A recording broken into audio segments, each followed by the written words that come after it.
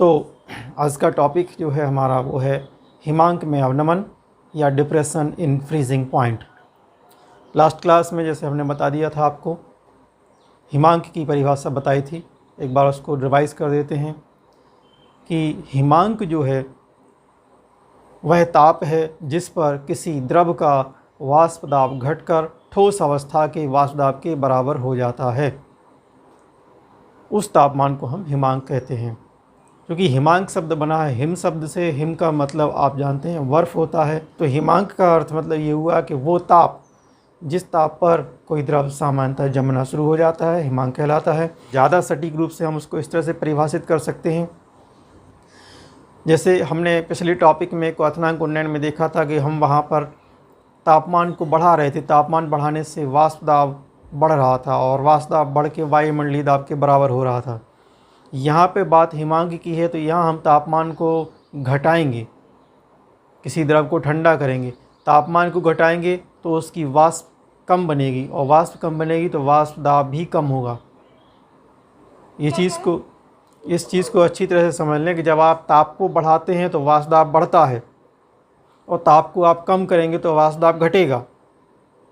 तो हमें अब यहाँ पर तापमान को कम करना है। तापमान कम करेंगे तो द्रव का वाष्प दाब कम हो जाएगा और वाष्प दाब जब कम हो जाता है तो एक ऐसी स्थिति आएगी कम होते होते कि उस द्रव का वाष्प दाब घट करके ठोस अवस्था के वाष्प दाब के बराबर हो जाएगा।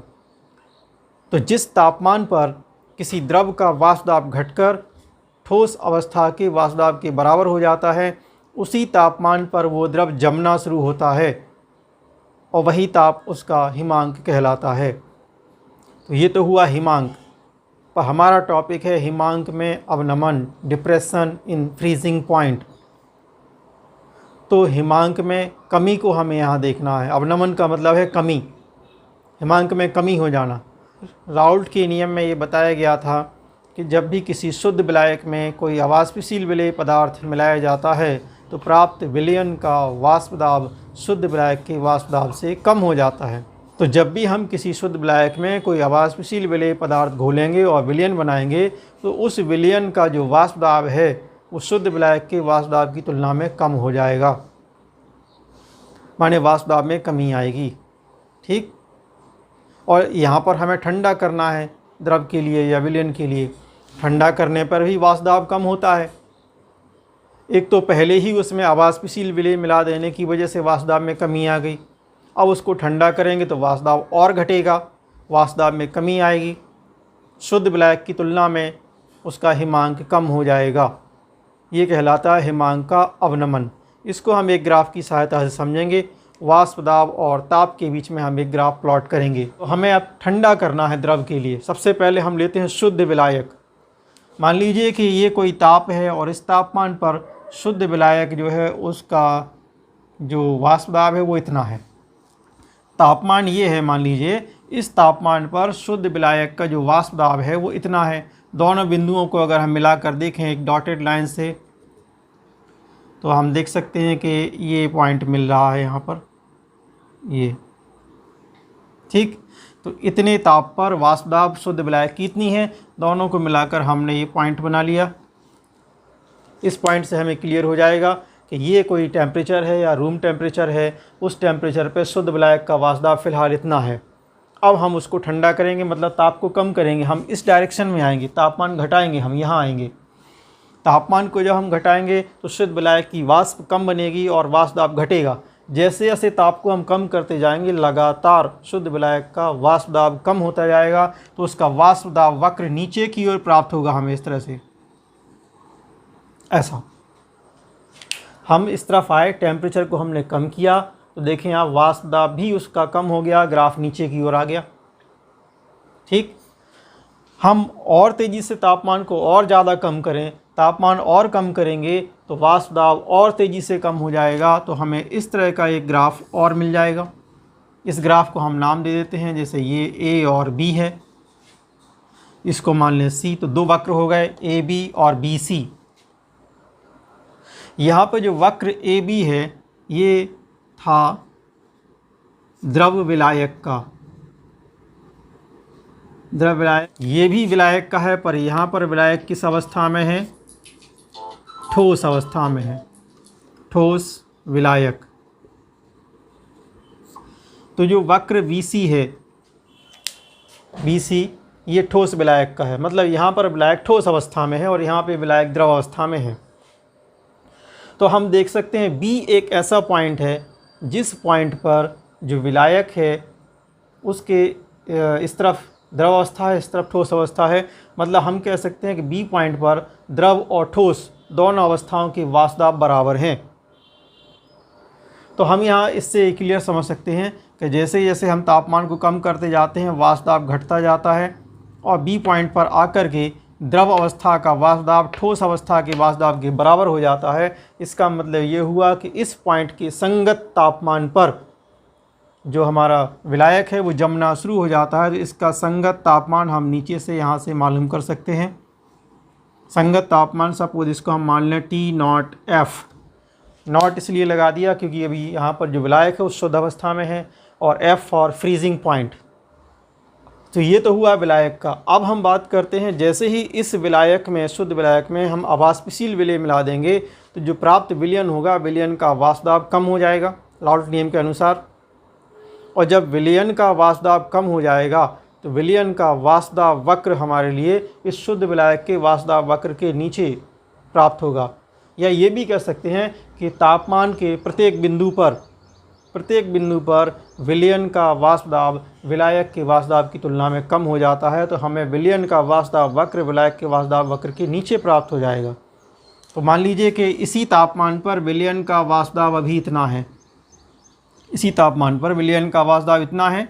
अब हम विलयन को भी ठंडा करेंगे तो विलयन का जो वाष्प दाब है वो भी कम होता जाएगा। वाष्प दाब कम होने से उसका ग्राफ भी वाष्प दाब वक्र नीचे की ओर आएगा। इस तरह से तापमान कम करते जाएंगे, लगातार वाष्प दाब कम होता जाएगा। और यहाँ पर इस पॉइंट पर ध्यान दें, हम इस पॉइंट पर आकर के विलयन का वाष्प दाब ठोस विलायक के वाष्प दाब के बराबर हो गया। इस वक्र के लिए भी हम कोई नाम दे सकते हैं। सपोज हम इसको नाम दे दें D और E, वक्र DE। तो वक्र DE जो है ये विलयन का वाष्प दाब वक्र है। विलयन बिंदु E पर आकर के विलयन का वाष्प दाब घट करके ठोस अवस्था के वाष्प दाब के बराबर हो गया है। और ये हमने हिमांक की परिभाषा ही बताई थी आपको कि जिस बिंदु पर या जिस तापमान पर द्रव अवस्था का वाष्प दाब घटकर ठोस अवस्था के वाष्प दाब के बराबर हो जाता है, उसी ताप पर वो द्रव जमना शुरू होता है और वही ताप उसका हिमांक कहलाता है। तो बिंदु E पर द्रव विलयन का वाष्प दाब घटकर ठोस विलायक के वाष्प दाब के बराबर हो गया है। मतलब कि इस बिंदु E पर अब विलयन जमना शुरू हो जाएगा। तो इस बिंदु E का जो संगत ताप है वो ग्राफ से हम समझ सकते हैं नीचे से। इस ताप को हमने मान लिया TF फ्रीजिंग पॉइंट विलयन का हिमांक है। विलयन इस ताप पर जमना शुरू होगा, जबकि शुद्ध विलायक इस ताप पर जमना शुरू हो रहा था। जरा हम दोनों तापमानों की तुलना कर लें, यहाँ पर कंपेयर कर लें दोनों को, तो हम देखेंगे यहाँ से यहाँ चलने पर ताप बढ़ रहा है और यहाँ से यहाँ आने पर ताप घट रहा है। इसका मतलब ये हुआ कि T0F जो टेम्परेचर है वो ज़्यादा है और TF टेम्परेचर उसकी तुलना में कम है। मतलब शुद्ध विलायक पहले ज़्यादा तापमान पर जमता था और जब उसमें अवाष्पशील विलय घोल करके विलयन बना दिया गया तो विलयन का जो हिमांक है वो घट गया। अब शुद्ध विलायक की तुलना में विलयन कम तापमान पर जम रहा है, हिमांक में कमी आ गई। हिमांक में जो कमी आती है उसी को हिमांक का अवनमन या हिमांक में अवनमन कहते हैं। कमी कितनी आई है इन दोनों तापों का हम डिफरेंस निकाल लेंगे। इस डिफरेंस को ही हिमांक का अवनमन कहते हैं और इस डिफरेंस को हम शो करेंगे ΔTF से। दोनों तापों का जो अंतर है ΔTF है और यही हिमांक में अवनमन कहलाता है या डिप्रेशन ऑफ फ्रीजिंग पॉइंट कहलाता है। तो इसको हम इस तरह से रिप्रेजेंट कर सकते हैं ΔTF is equal to T0F minus TF। अधिक तापमान में से कम को घटा देंगे, दोनों तापमान का अंतर आ जाएगा, हिमांक में कमी। फॉर एग्ज़ाम्पल जैसे हम बात करें शुद्ध जल की, तो शुद्ध जल हम जानते हैं उसका हिमांक 0 डिग्री सेल्सियस होता है। मतलब जल 0 डिग्री सेल्सियस पे जमता है। अगर उस जल में हम नमक या शक्कर जैसा कोई अवाष्पशील विलेय पदार्थ घोल दें तो एक विलयन बन जाएगा और वो विलयन जो है वो 0 डिग्री सेल्सियस पर नहीं जमेगा, 0 से कम तापमान पर जमेगा, उसके हिमांक में कमी आ जाएगी। वो -1, -2 या -3 या -4, 5 ऐसे इस तापमान पर जमेगा। वो इस पर डिपेंड करेगा कि हमने जो विलेय घोला है वो कितनी मात्रा घोली है, पर वो 0 पर नहीं जम के 0 से कम तापमान पर जमेगा, मतलब कि विलयन के हिमांक में कमी आ गई। ये कहलाता है हिमांक में अवनमन या हिमांक का अवनमन, डिप्रेशन ऑफ फ्रीजिंग पॉइंट। तो एक तो ये हुआ। अब दूसरी बात हम देखते हैं, प्रयोगों के आधार पर यह देखा गया है कि हिमांक में अवनमन या डिप्रेशन इन फ्रीजिंग पॉइंट मोललता के समानुपाती होता है, डायरेक्टली प्रोपोर्शनल टू मोलिलिटी। तो दूसरा फॉर्मूला हम लिख सकते हैं डेल टी एफ समानुपाती m, और m यहाँ पे क्या है, मोललता, मोलिलिटी है। समानुपाती अलग करेंगे तो हमें एक स्थिरांक से गुणा करना होगा। स्थिरांक ले लेते हैं, del T F is equal to K F into M. इसको हम समीकरण 1 मान लो, समीकरण 2 मान लो, मान सकते हैं, नहीं देना चाहें नहीं भी दें। तो हमारा अगला समीकरण ये आ गया। यहाँ पर के एफ एक स्थिरांक है जिसको मोलल हिमांक अवनमन स्थिरांक कहते हैं। K F is equal to molal हिमांक अवनमन स्थिरांक। मोलल हिमांक अवनमन स्थिरांक है ये। इस स्थिरांक को भी हम परिभाषित कर सकते हैं। परिभाषित कैसे करेंगे ज़रा देखें। अगर हम एक मोलल विलयन ले लें, मतलब मोललता 1 ले लें, यदि m बराबर 1, m बराबर 1 का मतलब कि विलयन की मोललता 1 है। एक मोलल विलयन लिया गया है, एक मोलल विलयन ले लिया जाए, m बराबर 1 ले लिया जाए, तो हमारा ये समीकरण क्या हो जाएगा, del T F is equal to K F. समीकरण नंबर 3 दे देते हैं। अब हम इस समीकरण से इस स्थिरांक को परिभाषित कर सकते हैं। परिभाषित करने के लिए हम कंडीशन बताएंगे। एक मोलल विलयन के लिए उसके हिमांक में होने वाला अवनमन ही मोलल हिमांक अवनमन स्थिरांक कहलाता है।